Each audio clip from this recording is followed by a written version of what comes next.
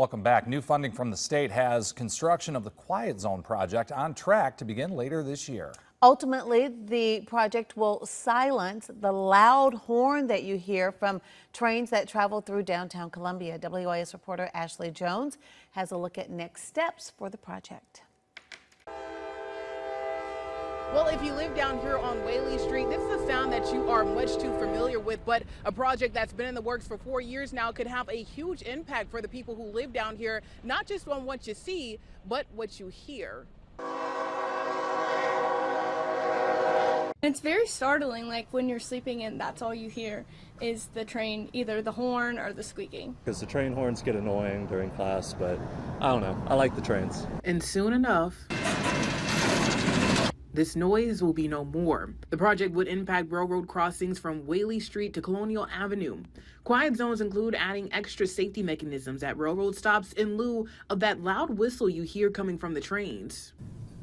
Under the federal law, the trains are required to blow, I think, within 500 yards of an intersection and continue blowing their horns as they go through. And we all here in Columbia are familiar with the sound of blowing train horns.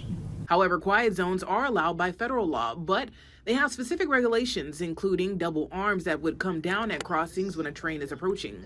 Senator Dick Harpootlian, who represents Richland County and parts of Lexington, says quiet zones are much safer because they prevent cars from driving around them. A plus to those quiet zones, no blowing of the horns. We are a city with a number of very vibrant downtown neighborhoods. And, you know, one of my goals as a state senator and as a neighborhood resident is to make those neighborhoods as livable as possible. And part of the problem is noise. We can do something about that with this. According to the recently approved state budget, $1.5 million was allocated to the project.